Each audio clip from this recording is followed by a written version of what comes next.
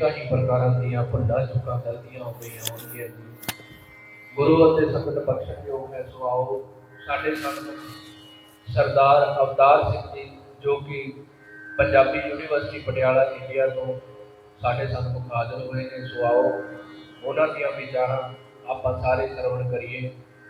वाहिगुरू जी का खालसा वाहिगुरू जी की फतेह। परम सत्कारयोग परम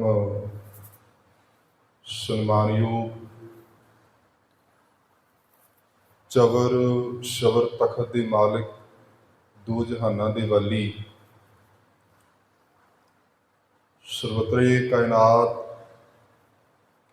धन गुरु ग्रंथ साहिब महाराज जी तिन्हां दी पावन पवित्र हजूरी दे अंदर धन गुरु ग्रंथ साहिब महाराज तिन्हां दी पावन पवित्र बाणी का बड़े अदब सत्कार सहित आप गुरु करके कीर्तनी सिंघां दे पासों कीर्तन श्रवण कर रहे सी। सो मैं पंजाबी यूनीवर्सिटी पटियाला तो PhD कर रहा। उत्थे ही एक शख्सियत जो कनेडा तो बिलोंग करती है और 2016 ਦੇ ਵਿੱਚ ਉਹ ਅਕਾਲ ਚਲਾਣਾ ਕਰ ਗਏ ਸਨ ਡਾਕਟਰ ਕਬੀਰ ਸਿੰਘ ਬੈਂਸ। ਉਹਨਾਂ ਦੀ ਲਾਈਫ ਤੇ ਮੈਂ PhD ਕਰ ਰਿਹਾ। ਕੁਝ ਕੁ ਵਿਚਾਰਾਂ ਆਪ ਸੰਗਤ ਦੇ ਨਾਲ ਸਾਂਝੀਆਂ ਕਰਨੀਆਂ ਨੇ। ਆਓ ਵਿਚਾਰਾਂ ਦੀ ਆਰੰਭਤਾ ਤੋਂ ਪਹਿਲਾਂ ਗੁਰੂ ਫਤਿਹ ਪ੍ਰਵਾਨ ਕਰੋ। ਆਖੋ ਜੀ ਵਾਹਿਗੁਰੂ ਜੀ ਕਾ ਖਾਲਸਾ ਵਾਹਿਗੁਰੂ ਜੀ ਕੀ ਫਤਿਹ। ਸੋ ਆਪਣੀ PhD ਦੇ ਰਿਸਰਚ ਵਰਕ ਦੇ ਸੰਬੰਧ ਦੇ ਵਿੱਚ ਮੈਨੂੰ ਬਹੁਤ ਸਾਰੇ ਸਥਾਨਾਂ ਦੇ ਉੱਪਰ ਜਾਣ ਦਾ ਮੌਕਾ ਮਿਲਿਆ। ਸੋ ਅਫਰੀਕਾ ਦੀ ਧਰਤੀ ਦੇ ਉੱਪਰ 2000 ਦੇ ਵਿੱਚ ਉਹ ਆਏ ਸਨ ਔਰ ਉਹਨਾਂ ਨੇ ਆਪਣਾ ਇਨਸਾਈਕਲੋਪੀਡੀਆ ਜਿਹੜਾ ਕਿ ਤਕਰੀਬਨ 15-16 ਸਾਲ ਲਗਾ ਕੇ ਉਹਨਾਂ ਸਿੱਖਜ਼ਮ ਦੇ ਉੱਪਰ ਜਿਹਦੇ ਵਿੱਚ ਸਿੱਖ ਹਿਸਟਰੀ ਗੁਰਬਾਣੀ ਉਹਦੇ ਬਾਰੇ 4 ਭਾਸ਼ਾਵਾਂ ਦੇ ਵਿੱਚ ਸਾਰੀ ਜਾਣਕਾਰੀ ਹੈ। ਇਸ ਤੋਂ ਇਲਾਵਾ ਉਹਨਾਂ ਦੀ ਜੋ ਰਿਸਰਚ ਸੀ ਡਰੱਗਸ ਏਡ ਸੋਸ਼ਲ ਈਵਲਸ ਇਹਨਾਂ ਸਾਰੀਆਂ ਚੀਜ਼ਾਂ ਦੇ ਉੱਪਰ। ਸੋ ਮੈਂ ਉਹਨਾਂ ਦੇ ਜੀਵਨ ਦੇ ਸੰਬੰਧ ਦੇ ਵਿੱਚ ਇੱਥੇ ਗਏ। ਸੋ ਉਹ ਸਾਰੀ ਉਹਨਾਂ ਲੋਕਾਂ ਨਾਲ ਇੰਟਰਵਿਊ ਕਰਕੇ ਉਹਨਾਂ ਦੀ ਇੱਕ ਬਾਇਓਗ੍ਰਾਫੀ ਕੰਪਲੀਟ ਕਰ ਰਿਹਾ। ਸੋ ਜਿਹੜੀਆਂ ਵਿਚਾਰਾਂ ਕਰਨ ਦੇ ਲਈ ਮੈਂ ਆਪ ਸੰਗਤ ਦੇ ਵਿੱਚ ਹਾਜ਼ਰ ਹਾਂ ਕਿਉਂਕਿ ਇੱਥੇ ਆ ਕੇ ਮੈਨੂੰ ਪਤਾ ਲੱਗਾ ਹੈ ਕਿ ਈਸਟ ਅਫਰੀਕਾ ਦੇ ਸਿੱਖਾਂ ਦਾ ਕਿੰਨਾ ਕਮਾਲ ਦਾ ਇਤਿਹਾਸ ਹੈ। ਸੋ ਮੈਂ ਹਿਸਟਰੀ ਦੀ ਕੀ ਇੰਪੋਰਟੈਂਸ ਹੁੰਦੀ ਹੈ ਉਹਦੇ ਬਾਰੇ ਕੁਝ ਵਿਚਾਰਾਂ ਆਪ ਸੰਗਤ ਦੇ ਨਾਲ ਸਾਂਝੀਆਂ ਕਰਨੀਆਂ ਨੇ।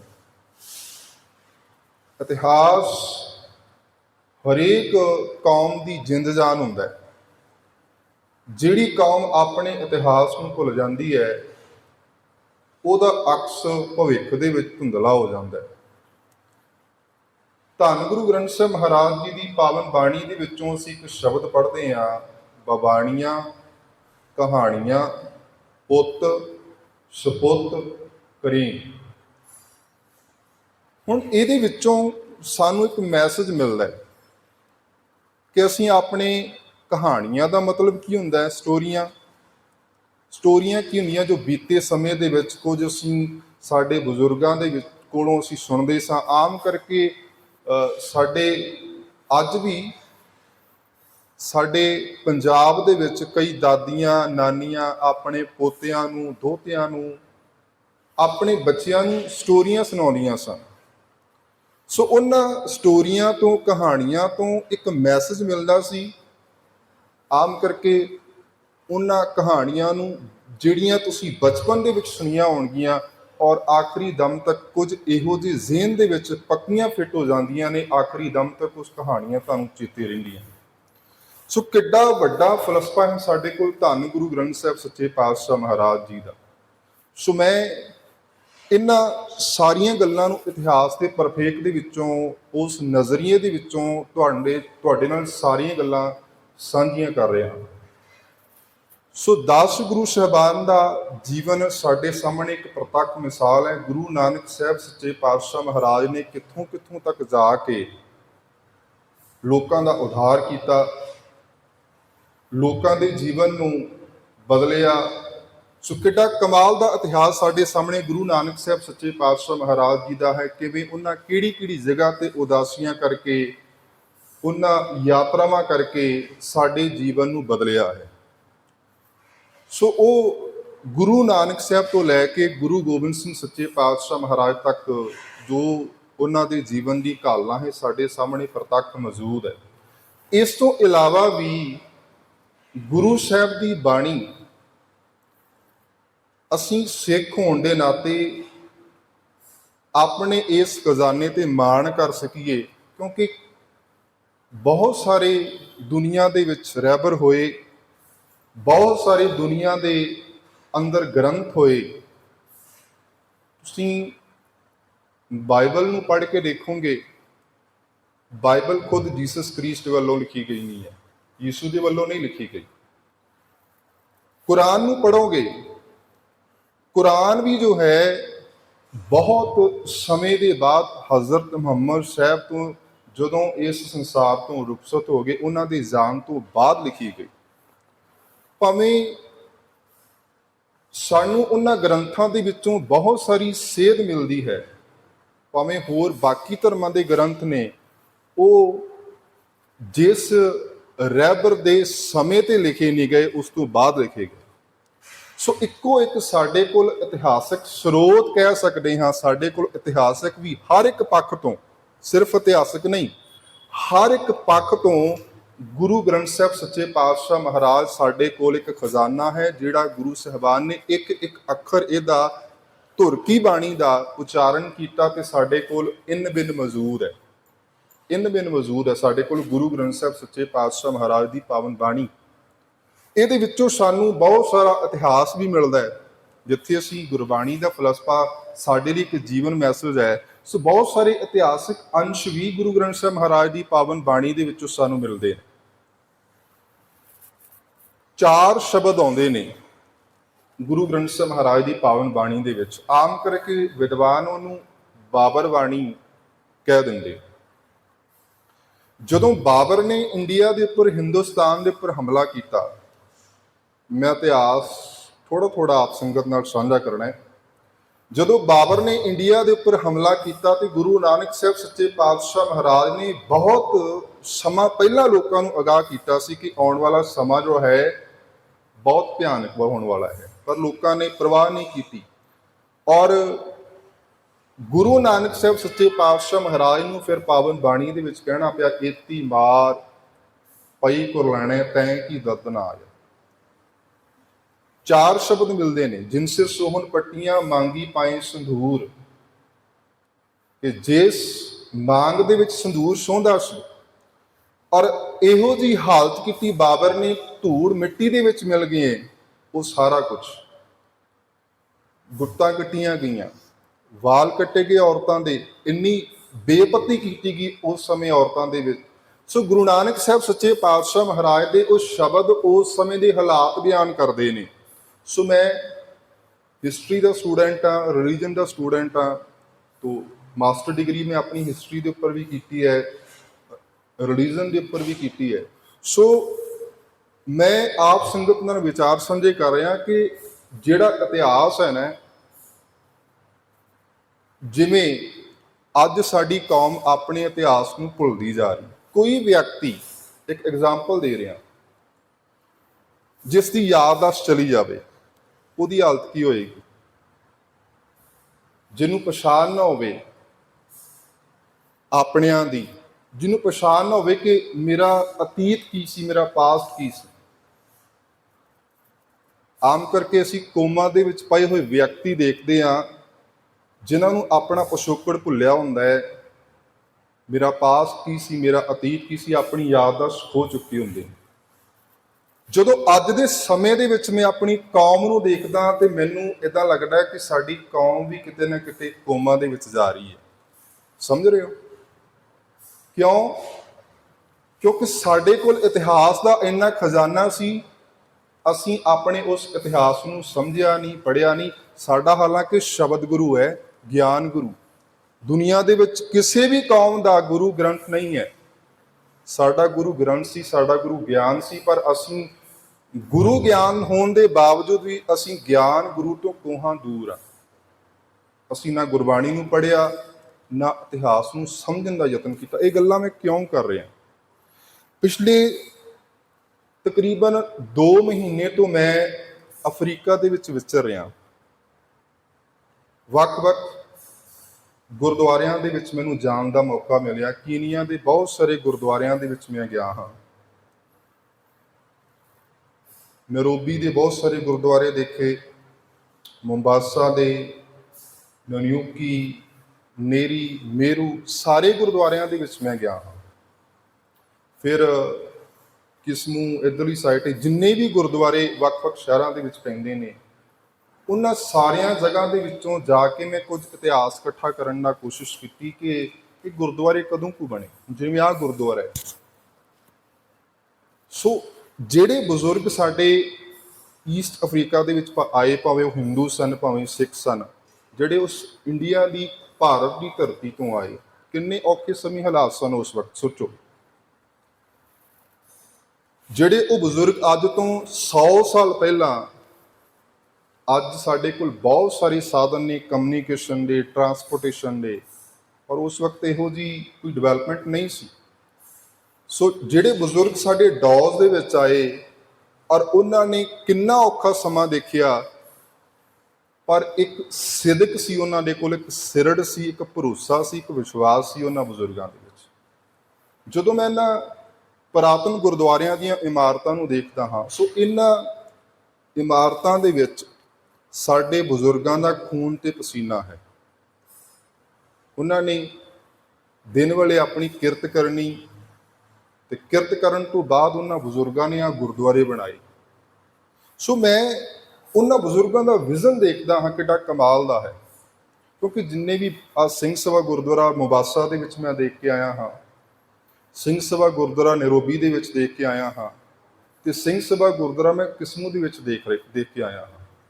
ਸੋ ਇਹ ਸਾਰੇ ਗੁਰਦੁਆਰਿਆਂ ਦੇ ਉੱਪਰ ਬਹੁਤ ਸਾਰਾ ਪ੍ਰਭਾਵ, ਕਿਉਂਕਿ ਇੰਡੀਆ ਦੇ ਵਿੱਚ ਉਸ ਵਕਤ ਸਿੰਘ ਸਭਾ ਲਹਿਰ, ਸਿੰਘ ਸਭਾ ਮੂਵਮੈਂਟ ਚੱਲ ਰਹੀ ਸੀ। ਜਿਵੇਂ ਆਰੀਆ ਸਮਾਜੀ ਅਸੀਂ ਦੇਖਦੇ ਹਾਂ, ਸਿੰਘ ਸਭਾ ਗੁਰਦੁਆਰਾ ਨਾਲ ਮੰਦਰ ਨਾਲ ਮਸਜਿਦ। ਅਸੀਂ ਬਹੁਤ ਸਾਰੇ, ਤੁਸੀਂ ਕੀਨੀਆ ਦੇ ਵਿੱਚ ਵੀ ਜਾਓਗੇ ਨਾ, ਬਹੁਤ ਸਾਰੇ ਗੁਰਦੁਆਰੇ, ਮੰਦਰ, ਮਸਜਿਦਾਂ ਤੁਹਾਨੂੰ ਭਾਰਤੀ ਲੋਕਾਂ ਦੀਆਂ ਨਾਲ ਦੇਖਣ ਨੂੰ ਮਿਲਣਗੀਆਂ। ਜੋ ਸਾਰਾ ਕੁਝ ਦੇਖ ਕੇ ਆਇਆ, ਮੈਂ ਉਹ ਸਾਂਝਾ ਕਰ ਰਿਹਾ। ਸੋ ਉਸ ਵਕਤ ਇੰਡੀਆ ਦੇ ਵਿੱਚ ਜੋ ਹਾਲਾਤ ਸਨ, ਕਿਉਂਕਿ ਬ੍ਰਿਟਿਸ਼ ਜਦੋਂ ਆਏ, ਬ੍ਰਿਟਿਸ਼ ਨੇ ਵੱਖ-ਵੱਖ ਲੋਕਾਂ ਦੇ ਧਰਮਾਂ ਦੇ ਵਿੱਚ ਦਖਲ ਦੇਣੀ ਸ਼ੁਰੂ ਕੀਤੀ। ਸੋ ਉਹਨਾਂ ਲੋਕਾਂ ਨੂੰ ਹੋਇਆ ਕਿ ਇਹ ਠੀਕ ਹੈ, ਵਪਾਰ, ਟ੍ਰੇਡ ਕਰਨ ਆਏ ਸਨ, ਵਪਾਰ ਕਰਨ ਆਏ ਸੀ, ਇੱਥੋਂ ਤੱਕ ਤਾਂ ਗੱਲ ਠੀਕ ਸੀ, ਪਰ ਇਹਨਾਂ ਨੇ ਵਪਾਰ ਦੇ ਨਾਲ, ਟ੍ਰੇਡ ਦੇ ਨਾਲ ਸਾਡੇ ਧਰਮਾਂ ਦੇ ਵਿੱਚ ਦਖਲ ਦੇਣੀ ਸ਼ੁਰੂ ਕਰ ਦਿੱਤੀ ਹੈ। ਸੋ ਜਿੱਥੇ ਵੀ ਮਿਸ਼ਨਰੀ ਬ੍ਰਿਟਿਸ਼ ਆਪਣੇ ਮਿਸ਼ਨਰੀ ਪ੍ਰਚਾਰਕ ਭੇਜਦੇ ਗਏ, ਵੱਖ-ਵੱਖ ਜਗ੍ਹਾ ਦੇ ਉੱਪਰ ਲੋਕ ਈਸਾਈ ਬਣਦੇ ਗਏ। ਸੋ ਮੈਂ ਗੁਰੂ ਅਰਜਨ ਸਾਹਿਬ ਸੱਚੇ ਪਾਤਸ਼ਾਹ ਮਹਾਰਾਜ ਦੇ ਜੀਵਨ ਕਾਲ ਦੀ ਘਟਨਾ ਆਪ ਸੰਗਤ ਨਾਲ ਸਾਂਝੀ ਕਰਨਾ ਚਾਹਾਂਗਾ। ਕਿਉਂਕਿ ਜਦੋਂ ਇੰਡੀਆ ਦੇ ਵਿੱਚ ਬ੍ਰਿਟਿਸ਼ ਆਏ ਨਾ, ਬ੍ਰਿਟਿਸ਼ ਆਉਣ ਤੋਂ ਪਹਿਲਾਂ ਉਹਨਾਂ ਨੇ ਆਪਣੇ, ਤੁਸੀਂ ਜਿੱਥੇ ਕਿਤੇ ਵੀ ਦੇਖੋਗੇ, ਸਭ ਤੋਂ ਪਹਿਲਾਂ ਆਪਣੇ ਮਿਸ਼ਨਰੀ ਪ੍ਰਚਾਰਕ ਉਹਨਾਂ ਨੇ ਭੇਜੇ। ਗੁਰੂ ਅਰਜਨ ਸਾਹਿਬ ਸੱਚੇ ਪਾਤਸ਼ਾਹ ਮਹਾਰਾਜ ਦੇ ਵੇਲੇ ਵੀ ਮਿਸ਼ਨਰੀ ਪ੍ਰਚਾਰਕ ਆਉਂਦੇ ਨੇ, ਤੇ ਉਸ ਵਕਤ ਕਹਿੰਦੇ ਦਰਬਾਰ ਸਾਹਿਬ ਦੀ ਸੇਵਾ ਚੱਲ ਰਹੀ ਸੀ, ਦਰਬਾਰ ਸਾਹਿਬ ਦੀ ਇਮਾਰਤ ਦੀ ਸੇਵਾ ਚੱਲ ਰਹੀ ਸੀ। ਉਸ ਸਮੇਂ ਹੀ, ਉਹਨਾਂ ਸਮਿਆਂ ਦਰਮਿਆਨ ਹੀ ਲਾਹੌਰ ਦੇ ਵਿੱਚ ਕਾਲ ਪਿਆ। ਲਾਹੌਰ ਸੁਣਿਆ ਪਾਕਿਸਤਾਨ ਦੇ ਵਿੱਚ, ਲਾਹੌਰ ਦੇ ਵਿੱਚ ਕਾਲ ਪਿਆ, ਤੇ ਗੁਰੂ ਅਰਜਨ ਸਾਹਿਬ ਸੱਚੇ ਪਾਤਸ਼ਾਹ ਮਹਾਰਾਜ ਆਪਣੇ ਸਿੱਖਾਂ ਨੂੰ ਨਾਲ ਲੈ ਕੇ, ਆਪਣੇ ਪਰਿਵਾਰ ਨੂੰ ਨਾਲ ਲੈ ਕੇ, ਜਿਹੜੇ ਲੋਕ ਲਾਹੌਰ ਦੀਆਂ ਗਲੀਆਂ ਦੇ ਵਿੱਚ ਤੜਫ ਰਹੇ ਸਨ, ਜਿਹੜੇ ਲੋਕ ਬਿਮਾਰੀ ਨਾਲ ਤੜਫ ਰਹੇ ਸਨ, ਭੁੱਖ ਨਾਲ ਤੜਫ ਰਹੇ ਸਨ, ਗੁਰੂ ਅਰਜਨ ਸਾਹਿਬ ਸੱਚੇ ਪਾਤਸ਼ਾਹ ਨੇ ਸਾਰੀ ਉੱਥੋਂ ਸੇਵਾ ਰੋਕ ਕੇ ਆਪਣੇ ਸਿੱਖਾਂ ਤੇ ਪਰਿਵਾਰਾਂ ਦੇ ਸਮੇਤ ਲਾਹੌਰ ਦੀਆਂ ਉਹਨਾਂ ਗਲੀਆਂ ਦੇ ਵਿੱਚ ਜਿਹੜੇ ਲੋਕ ਬਿਮਾਰ ਸਨ, ਉਹਨਾਂ ਲੋਕਾਂ ਦਾ ਇਲਾਜ ਕਰਵਾਇਆ, ਵੈਦ ਲੈ ਕੇ ਗਏ। ਉੱਥੇ ਹੀ ਭੁੱਖਿਆਂ ਦੇ ਮੂੰਹ ਦੇ ਵਿੱਚ ਗੁਰੂ ਅਰਜਨ ਸਾਹਿਬ ਸੱਚੇ ਪਾਤਸ਼ਾਹ ਨੇ ਆਪ ਨਿਵਾਲੇ ਪਾਏ, ਪਿਆਸਿਆਂ ਦੇ ਮੂੰਹ ਦੇ ਵਿੱਚ ਪਾਣੀ ਪਾਇਆ। ਲਾਹੌਰ ਦੀਆਂ ਇਹਨਾਂ ਗਲੀਆਂ ਦੇ ਵਿੱਚ ਲੋਕ ਜਿਹੜੇ ਮਰ ਤੜਫ ਰਹੇ ਸਨ, ਗੁਰੂ ਅਰਜਨ ਸਾਹਿਬ ਸੱਚੇ ਪਾਤਸ਼ਾਹ ਮਹਾਰਾਜ ਨੇ ਉੱਥੇ ਉਹ ਸੇਵਾ ਕੀਤੀ ਆਪਣੇ ਪਰਿਵਾਰ ਸਮੇਤ ਤੇ ਆਪਣੇ ਸਿੱਖਾਂ ਸਮੇਤ। ਉਸੇ ਸਮੇਂ ਇੱਕ ਮਿਸ਼ਨਰੀ ਪ੍ਰਚਾਰਕ ਆਇਆ ਹੋਇਆ ਸੀ।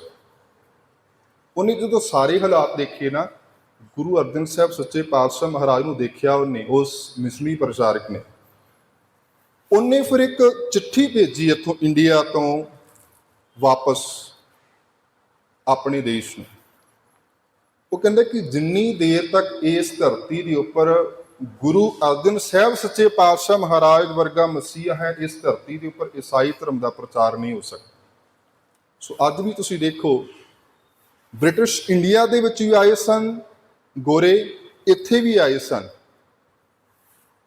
ਜਿਵੇਂ ਹਿੰਦੂ ਧਰਮ ਦੇ ਲੋਕਾਂ ਦੇ ਕੋਲ ਆਪਣੀ ਬੋਲੀ ਸੀ, ਆਪਣਾ ਗ੍ਰੰਥ ਸਨ ਉਹਨਾਂ ਲੋਕਾਂ ਦੇ ਕੋਲ, ਸਾਡੇ ਸਿੱਖਾਂ ਦੇ ਕੋਲ ਵੀ ਆਪਣੀ ਬੋਲੀ ਸੀ ਤੇ ਸਾਡੇ ਕੋਲ ਆਪਣਾ ਗ੍ਰੰਥ ਸੀ। ਸਾਨੂੰ ਉਹ ਲੋਕ ਈਸਾਈ ਨਹੀਂ ਬਣਾ ਸਕੇ।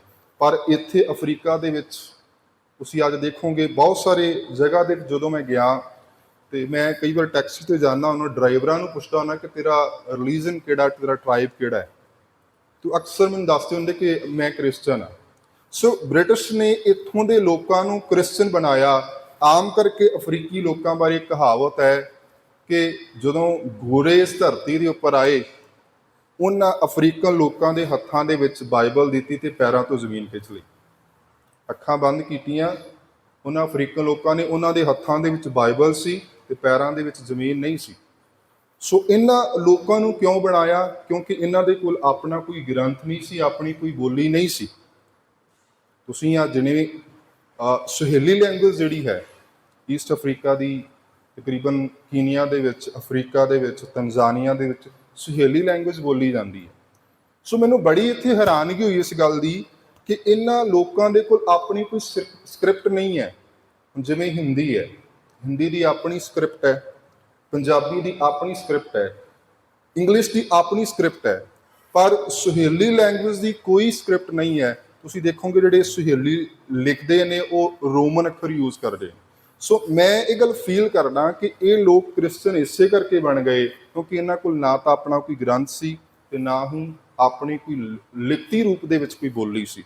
ਸੋ ਸਾਡੇ ਕੋਲ ਧੰਨ ਗੁਰੂ ਗ੍ਰੰਥ ਸਾਹਿਬ ਸੱਚੇ ਪਾਤਸ਼ਾਹ ਮਹਾਰਾਜ ਵਰਗਾ ਖਜ਼ਾਨਾ ਹੈ, ਸਾਡੇ ਕੋਲ ਆਪਣਾ ਗ੍ਰੰਥ ਹੈ, ਸਾਡੇ ਕੋਲ ਆਪਣੀ ਬੋਲੀ ਹੈ। ਪਰ ਦੁੱਖ ਇਸ ਗੱਲ ਦਾ ਹੈ ਕਿ ਅਸੀਂ ਇਸ ਖਜ਼ਾਨੇ ਤੋਂ, ਜਿੰਨਾ ਸਾਨੂੰ ਇਸ ਖਜ਼ਾਨੇ ਨੂੰ ਵਰਤਣਾ ਚਾਹੀਦਾ ਸੀ, ਅਸੀਂ ਉਹਨਾਂ ਇਸ ਖਜ਼ਾਨੇ ਨੂੰ ਵਰਤ ਨਹੀਂ ਸਕੇ। ਕਿਉਂ? ਕਿਉਂਕਿ ਮੈਂ ਜਦੋਂ ਵੱਖ-ਵੱਖ ਗੁਰਦੁਆਰਿਆਂ ਦੇ ਵਿੱਚ ਗਿਆ ਹਾਂ ਤੇ ਉੱਥੇ ਜਾ ਕੇ ਮੈਂ ਦੇਖਿਆ, ਹਾਲਾਂਕਿ ਸਾਡੀ ਕਮਿਊਨਿਟੀ ਗਿਆਨ ਸਾਡੇ ਜੀਵਨ ਦੇ ਵਿੱਚ ਹੋਣਾ ਚਾਹੀਦਾ ਸੀ ਹਰ ਇੱਕ ਪੱਖ ਤੋਂ, ਜ਼ਰੂਰੀ ਨਹੀਂ ਕਿ ਧਰਮ ਦੇ ਪੱਖ ਤੋਂ, ਹਰ ਇੱਕ ਪੱਖ ਤੋਂ। ਸੋ ਵੱਖ-ਵੱਖ ਗੁਰਦੁਆਰਿਆਂ ਦੇ ਵਿੱਚ ਗਿਆ, ਜਦੋਂ ਮੈਂ ਉਹਨਾਂ ਕੋਲ ਪੁੱਛਿਆ ਵੀ ਇਹ ਕੀ ਗੁਰਦੁਆਰੇ ਦਾ ਕੀ ਇਤਿਹਾਸ ਹੈ, ਬਹੁਤ ਘੱਟ ਗੁਰਦੁਆਰਿਆਂ ਦੇ ਵਿੱਚੋਂ ਇਹ ਖਜ਼ਾਨਾ ਮੈਨੂੰ ਮਿਲਿਆ ਕਿ ਸਾਡੇ ਬਜ਼ੁਰਗਾਂ ਨੇ ਇੰਨੀ ਮਿਹਨਤ ਦੇ ਨਾਲ ਇਹ ਗੁਰਦੁਆਰੇ ਬਣਾਏ ਪਰ ਅਸੀਂ ਰਿਕਾਰਡ ਆਪਣਾ ਸਾਂਭ ਨਹੀਂ ਸਕੇ। ਕੁਝ ਗੁਰਦੁਆਰਿਆਂ ਨੇ ਤੇ ਲਾਇਬ੍ਰੇਰੀਆਂ ਤੱਕ ਸਾੜ ਦਿੱਤੀਆਂ ਵੀ ਇਹਦਾ ਕੋਈ ਕੰਮ ਨਹੀਂ ਹੈ, ਬੱਚੇ ਪੜ੍ਹਦੇ ਹੀ ਨਹੀਂ। ਸੋ ਜਿਹੜੀ ਕੌਮ ਆਪਣਾ ਇਤਿਹਾਸ ਆਪ ਹੀ ਸਾੜ ਦੇਵੇ, ਤੁਸੀਂ ਦੇਖੋ ਵੀ ਉਸ ਕੌਮ ਦੀ ਹਾਲਤ ਕੀ ਹੋਏਗੀ। ਲਾਇਬ੍ਰੇਰੀਆਂ ਕਈ ਗੁਰਦੁਆਰਿਆਂ ਦੇ ਵਿੱਚ ਸਨ, ਪੁਰਾਣਾ ਖਜ਼ਾਨਾ ਸੀ, ਉਹਨਾਂ ਕਿਹਾ ਵੀ ਇਹ ਅਸੀਂ ਕੀ ਕਰਨਾ ਹੈ। ਸੋ ਇਤਿਹਾਸ ਦੇ ਜਿਹੜੇ ਸਰੋਤ ਨੇ ਉਹਨਾਂ ਨੂੰ ਸਾਂਭਣਾ ਬਹੁਤ ਜ਼ਰੂਰੀ ਹੈ। ਇਹ ਮੈਂ ਬੇਨਤੀ ਇਸੇ ਕਰਕੇ ਇੱਥੋਂ ਕਰ ਰਿਹਾ ਕਿਉਂਕਿ ਜਦੋਂ ਤੁਸੀਂ ਇੰਡੀਆ ਦੀ ਹਿਸਟਰੀ ਨੂੰ ਪੜ੍ਹੋਗੇ ਨਾ ਤੇ ਉਹਦੀ ਇੰਡੀਆ ਦੀ ਹਿਸਟਰੀ ਕਿਵੇਂ ਸਾਨੂੰ ਪਤਾ ਲੱਗਦੀ ਹੈ, ਗ੍ਰੰਥਾਂ ਤੋਂ, ਪੁਰਾਣੇ ਸਿੱਕਿਆਂ ਤੋਂ, ਪੁਰਾਣੀਆਂ ਇਮਾਰਤਾਂ ਤੋਂ, ਜਾਂ ਹੋਰ ਬਹੁਤ ਸਾਰੀਆਂ ਇੱਦਾਂ ਦੀਆਂ ਪੁਰਾਣੀਆਂ ਚੀਜ਼ਾਂ ਜਿਹਦੇ ਤੋਂ ਸਾਨੂੰ ਸੋਰਸ ਪਤਾ ਲੱਗਦਾ ਹੈ ਕਿ ਇਹ ਪੁਰਾਤਨ ਹਿਸਟਰੀ ਹੈ। ਉਹ ਸਾਰੀਆਂ ਚੀਜ਼ਾਂ ਹੋ ਸਕਦੀਆਂ ਨੇ। ਜਿਵੇਂ ਅੱਜ ਦੇ ਜ਼ਮਾਨੇ ਦੇ ਵਿੱਚ ਜਿਵੇਂ ਮੈਂ ਹੁਣ ਲੱਭ ਰਿਹਾ, ਮੈਂ ਪੁਰਾਣੀਆਂ ਫੋਟੋਆਂ ਇਕੱਠੀਆਂ ਕਰ ਰਿਹਾ, ਜਾਂ ਗੁਰਦੁਆਰਿਆਂ ਦੇ ਵਿੱਚ ਕੁਝ ਮੋਨੂਮੈਂਟ ਲੱਗੇ ਹੁੰਦੇ ਨੇ, ਸਟੋਨ ਲੱਗੇ ਹੁੰਦੇ ਨੇ ਜਿਹਦੇ ਤੇ ਸਨ ਲਿਖੇ ਹੁੰਦੇ ਨੇ। ਸੋ ਬਹੁਤ ਸਾਰੇ ਗੁਰਦੁਆਰਿਆਂ ਦੇ ਵਿੱਚ ਤਕਰੀਬਨ ਇੱਕ ਗੁਰਦੁਆਰਾ ਮੈਂ ਕਹੂੰਗਾ ਕਿ ਜਿਸ ਗੁਰਦੁਆਰੇ ਦੇ ਕੋਲ 1910 ਦਾ ਮੈਨੂੰ ਰਿਕਾਰਡ ਮਿਲਿਆ, ਉਹ ਹੈ ਗੁਰਦੁਆਰਾ ਸ੍ਰੀ ਗੁਰੂ ਸਿੰਘ ਸਭਾ ਕਿਸਮੋ। ਉਹਨਾਂ ਦੀ 1910 ਦੇ ਰਿਕਾਰਡ ਮੈਂ ਚੈੱਕ ਕੀਤੇ। ਉਹਨਾਂ ਬਜ਼ੁਰਗਾਂ ਦਾ ਵਿਜ਼ਨ ਦੇਖੋ ਕਿੱਡਾ ਕਮਾਲ ਦਾ ਸੀ। 1910 ਦਾ ਰਿਕਾਰਡ ਮੈਂ ਚੈੱਕ ਕੀਤਾ, ਉਹਨਾਂ ਬਜ਼ੁਰਗਾਂ ਦੀਆਂ ਹੱਥ ਲਿਖਤਾਂ ਅੱਜ ਵੀ ਮੌਜੂਦ ਨੇ 100 ਸਾਲ ਪਹਿਲਾਂ ਦੀਆਂ। ਉਹਨਾਂ ਮਿੰਟਸ ਦੇ ਵਿੱਚ ਲਿਖਿਆ ਹੋਇਆ ਪ੍ਰੋਪਰ ਵੀ ਅੱਜ ਇੰਨੇ ਵਜੇ ਦੀਵਾਨ ਸ਼ੁਰੂ ਹੋਇਆ, ਇੰਨੇ ਵਜੇ ਸਮਾਪਤ ਹੋਇਆ, ਆ ਸ਼ਬਦ ਪੜ੍ਹੇ ਗਏ, ਕੱਲੀ ਕੱਲੀ ਚੀਜ਼ ਕਿ ਆ ਗੁਰਦੁਆਰੇ ਤੋਂ ਨਰੋਬੀ ਤੋਂ ਇਸ ਜਗ੍ਹਾ ਤੋਂ ਆ ਜਥਾ ਆਇਆ। ਔਰ ਇੱਥੇ ਇੱਥੇ ਕਿਉਂਕਿ ਜਿਹੜੀ ਮੈਂ ਸਿੰਘ ਸਭਾ ਦੀ ਗੱਲ ਕਰ ਰਿਹਾ, ਚੀਫ ਖਾਲਸਾ ਦੀਵਾਨ ਦੀ ਗੱਲ ਕਰ ਰਿਹਾ, ਇੱਥੋਂ ਦੇ ਗੁਰਦੁਆਰਿਆਂ ਦਾ ਸੰਬੰਧ ਸਿੰਘ ਸਭਾ ਲਹਿਰ ਦੇ ਨਾਲ, ਚੀਫ ਖਾਲਸਾ ਦੀਵਾਨ ਦੇ ਨਾਲ ਰਿਹਾ ਹੈ। ਸੋ ਇਹ ਚੀਜ਼ਾਂ ਸਾਰੀਆਂ ਮੈਂ ਦੇਖੀਆਂ। ਕਿੰਨਾ ਕਮਾਲ ਦਾ ਉਹਨਾਂ ਬਜ਼ੁਰਗਾਂ ਦਾ ਵਿਜ਼ਨ ਸੀ। ਕਿਸੇ ਵੀ ਕਮਿਊਨਿਟੀ ਨੇ ਜੇ ਤਰੱਕੀ ਕਰਨੀ ਹੈ, ਉਹਦੇ ਧਾਰਮਿਕ ਸਥਾਨ ਦੇ ਨਾਲ ਨਾਲ ਐਜੂਕੇਸ਼ਨ ਇੰਸਟੀਚਿਊਟ ਹੋਣੇ ਬਹੁਤ ਜ਼ਰੂਰੀ ਨੇ। ਸੋ ਉਹਨਾਂ ਬਜ਼ੁਰਗਾਂ ਦਾ ਵਿਜ਼ਨ ਸੀ। ਤੁਸੀਂ ਜਾਓਗੇ ਮੁੰਬਾਸਾ ਦੇ ਵਿੱਚ, ਤੁਹਾਨੂੰ ਗੁਰਦੁਆਰਾ ਵੀ ਦੇਖਣ ਨੂੰ ਮਿਲੇਗਾ। ਪੁਰਾਣੇ ਬਜ਼ੁਰਗਾਂ ਦੀ ਗੱਲ ਕਰ ਰਿਹਾ, ਉੱਥੇ ਨਾਲ ਦੀ ਨਾਲ ਤੁਹਾਨੂੰ ਸਕੂਲ ਵੀ ਉਹਨਾਂ ਨੇ ਬਣਾਏ। ਸੋ ਉਹਨਾਂ ਬਜ਼ੁਰਗਾਂ ਦਾ ਵਿਜ਼ਨ ਕਿੱਡਾ ਕਮਾਲ ਦਾ ਸੀ। ਧਾਰਮਿਕ ਸਥਾਨ ਵੀ ਬਣਾਏ, ਭਾਵੇਂ ਕਿ ਹਿੰਦੂਆਂ ਦੇ ਨੇ ਭਾਵੇਂ ਸਿੱਖਾਂ ਦੇ ਨੇ। ਸਾਡੇ ਉਹ ਸਾਰੇ ਬਜ਼ੁਰਗ ਜਿਹੜੇ ਇੰਡੀਆ ਤੋਂ ਆਏ, ਉਹਨਾਂ ਨੇ ਧਾਰਮਿਕ ਸਥਾਨ ਵੀ ਬਣਾਏ ਤੇ ਨਾਲ ਦੀ ਨਾਲ ਸਕੂਲ ਵੀ ਬਣਾਏ, ਤਾਂ ਕਿ ਅਸੀਂ ਆਪਣਾ ਕਲਚਰ ਆਪਣੇ ਬੱਚਿਆਂ ਨੂੰ ਪਹੁੰਚਾ ਸਕੀਏ। ਪਰ ਦਿਖਾਂ ਤੇ ਇਸ ਗੱਲ ਦਾ ਹੈ, ਉਹਨਾਂ ਬਜ਼ੁਰਗਾਂ ਨੇ ਤਾਂ ਮਿਹਨਤ ਕੀਤੀ ਸੀ, ਪਰ ਸਾਡੇ ਬਹੁਤ ਸਾਰੇ ਸਕੂਲ ਸਾਡੇ ਹੱਥਾਂ ਤੋਂ ਚਲੇ ਗਏ। ਸੋ ਬਹੁਤ ਸਾਰੇ ਗੁਰਦੁਆਰੇ ਵੀ ਜੋ ਨੇ ਅੱਜ ਬੰਦ ਹੋ ਰਹੇ ਨੇ, ਧਾਰਮਿਕ ਸਥਾਨ ਸਾਡੇ ਜਿਹੜੇ ਇੰਸਟੀਚਿਊਟ ਖੁੱਸ ਰਹੇ ਨੇ। ਸੋ ਇਸ ਕਰਕੇ ਯਤਨ ਕਰੀਏ ਇੱਕ ਇੱਕ ਕਰਕੇ ਕਿ ਅਸੀਂ ਆਪਣੇ ਇਤਿਹਾਸ ਨੂੰ, ਸਾਡੇ ਬਜ਼ੁਰਗਾਂ ਦੀ ਜਿਹੜੀ ਵਿਰਾਸਤ ਹੈ ਉਹਨੂੰ ਸਾਂਭ ਸਕੀਏ, ਆਪਣਾ ਇਤਿਹਾਸ ਲਿਖ ਸਕੀਏ। ਕਿਉਂਕਿ ਜੇ ਇਤਿਹਾਸ ਲਿਖਿਆ ਹੋਏਗਾ ਤੇ ਆਉਣ ਵਾਲੇ ਬੱਚੇ ਸਾਡੇ ਪ੍ਰਮਾਣ ਕਰ ਸਕਣਗੇ ਕਿ ਸਾਡੇ ਬਜ਼ੁਰਗ ਕਿੱਡੇ ਕਮਾਲ ਦੇ ਸਨ। ਸੋ ਇੱਥੇ ਆ ਕੇ ਪਤਾ ਲੱਗਿਆ ਕਿ ਮੱਖਣ ਸਿੰਘ ਕੌਣ ਸੀ। ਇੱਥੇ ਆ ਕੇ ਪਤਾ ਲੱਗਿਆ ਕਿ ਈਸਟ ਅਫਰੀਕਾ ਤੋਂ, ਜਿਵੇਂ ਉਹ ਮੁੰਬਾਸਾ ਤੋਂ ਉਹ 0 ਕਿਲੋਮੀਟਰ ਜਿੱਥੋਂ ਸਟਾਰਟ ਹੋਈ ਰੇਲਵੇ, ਮੈਂ ਉਹ ਸਾਰੀਆਂ ਜਗ੍ਹਾ ਦੇਖ ਕੇ ਆਇਆ। ਸੋ ਕਿੱਡਾ ਕਮਾਲ ਦਾ ਬਜ਼ੁਰਗਾਂ ਦਾ, ਉਹਨਾਂ ਦਾ ਜੋ ਇਤਿਹਾਸ ਹੈ, ਮੁਸ਼ੱਕਤ ਹੈ, ਕਿੱਡੀ ਘਾਲਨਾਵਾਂ ਉਹਨਾਂ ਬਜ਼ੁਰਗਾਂ ਨੇ ਘਾਲੀਆਂ। ਦੇਖੋ ਜੰਗਲ ਸੀ ਇੱਥੇ ਸਾਰਾ, ਤੇ ਜਦੋਂ ਰੇਲਵੇ ਟਰੈਕ ਬਣਿਆ ਹੋਊਗਾ, ਕਿੰਨੇ ਸਾਡੇ ਪੰਜਾਬੀ, ਸਾਡੇ ਇੰਡੀਆ ਦੇ ਲੋਕ ਸ਼ੇਰਾਂ ਦੁਆਰਾ ਖਾਧੇ ਗਏ। ਸੋ ਇਹ ਸਾਰੀਆਂ ਕਹਾਣੀਆਂ ਜਿਹੜੀਆਂ ਸਾਰੀਆਂ ਇਹ ਸਟੋਰੀਆਂ ਮੈਂ ਇੱਥੇ ਆ ਕੇ ਸੁਣੀਆਂ ਨੇ। ਇਹ ਸਾਰਾ ਜਿਹੜਾ ਸਾਡਾ ਇਤਿਹਾਸ ਹੈ ਬਹੁਤ ਸਾਂਭਣ ਵਾਲਾ ਹੈ। ਆਉਣ ਵਾਲੇ ਸਾਡੇ ਬੱਚਿਆਂ ਨੂੰ ਪਤਾ ਲੱਗ ਸਕੇ। ਅੱਜ ਸਾਡੇ ਕੋਲ ਦੇਖੋ ਬਹੁਤ ਵੱਡੇ ਵੱਡੇ ਬਿਜ਼ਨਸ ਨੇ ਸਾਡੇ ਲੋਕਾਂ ਦੇ ਕੋਲ, ਭਾਵੇਂ ਕੋਈ ਹਿੰਦੂ ਹੈ ਭਾਵੇਂ ਕੋਈ ਸਿੱਖ ਹੈ। ਸੋ ਇੱਕ ਹੈ ਤਾਂ ਉਹਨਾਂ ਬਜ਼ੁਰਗਾਂ ਦੀ ਕਮਾਈ ਨਾ। ਅੱਜ ਅਸੀਂ ਸੁੱਖ ਆਰਾਮ ਨਾਲ ਜੇ ਆਪਣੀ ਜ਼ਿੰਦਗੀ ਬਤੀਤ ਕਰ ਰਹੇ ਹਾਂ, ਸਾਡੇ ਕੋਲ ਬਿਜ਼ਨਸ ਨੇ, ਇਹ ਸਾਡੇ ਉਹਨਾਂ ਬਜ਼ੁਰਗਾਂ ਦੀ ਵਿਰਾਸਤ ਹੈ। ਸੋ ਅਸੀਂ ਇੱਕ ਐਨਾਲਾਈਸਿਸ ਕਰ ਸਕੀਏ, ਇੱਕ ਵਿਸ਼ਲੇਸ਼ਣ ਕਰ ਸਕੀਏ ਆਪਣੇ ਅੰਦਰ ਕਿ ਅਸੀਂ ਉਹਨਾਂ ਬਜ਼ੁਰਗਾਂ ਦੀ ਵਿਰਾਸਤ ਨੂੰ ਕਿੰਨਾ ਕੁ ਵਧਾਇਆ ਹੈ ਜਾਂ ਕਿੰਨਾ ਕੁ ਘਟਾਇਆ ਹੈ।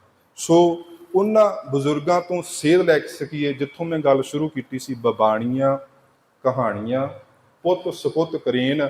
ਸੋ ਬਹੁਤ ਸਾਰੇ ਸਾਡੇ ਈਸਟ ਅਫਰੀਕਾ ਦੇ ਐਸੇ ਸਿੱਖ ਨੇ ਜਿਨ੍ਹਾਂ ਨੇ ਵੱਡੇ ਵੱਡੇ ਜਿਹੜੇ ਡਿਵੈਲਪਮੈਂਟ ਦੇ ਵਿੱਚ ਵੱਡੇ ਵੱਡੇ ਇੱਥੋਂ ਪ੍ਰਾਪਤੀਆਂ, ਅਚੀਵਮੈਂਟ ਹਾਸਲ ਕੀਤੀਆਂ ਨੇ, ਭਾਵੇਂ ਉਹ ਮੱਖਣ ਸਿੰਘ ਹੋਵੇ, ਅਵਤਾਰ ਸਿੰਘ ਸੋਹਲ, ਜਾਂ ਯੁਗਾਂਡਾ ਦੀਆਂ ਜਿਹੜੀਆਂ ਬਹੁਤ ਸਾਰੀਆਂ ਸ਼ਖਸੀਅਤਾਂ ਹੋਈਆਂ ਨੇ, ਫਿਰ ਤੰਜ਼ਾਨੀਆ ਦੀਆਂ ਬਹੁਤ ਸਾਰੀਆਂ ਸ਼ਖਸੀਅਤਾਂ ਹੋਈਆਂ ਨੇ। ਸੋ ਸਾਰੇ ਅਸੀਂ ਆਪਣੇ ਉਸ ਹਿਸਟਰੀ ਤੇ ਆਪਣੇ ਉਹਨਾਂ ਪ੍ਰੋਮੀਨੈਂਟ ਲੋਕਾਂ ਦੇ ਉੱਪਰ ਪ੍ਰਾਊਡ ਫੀਲ ਕਰ ਸਕੀਏ। ਸੋ ਸਮਾਂ ਸੀਮਤ ਹੈ।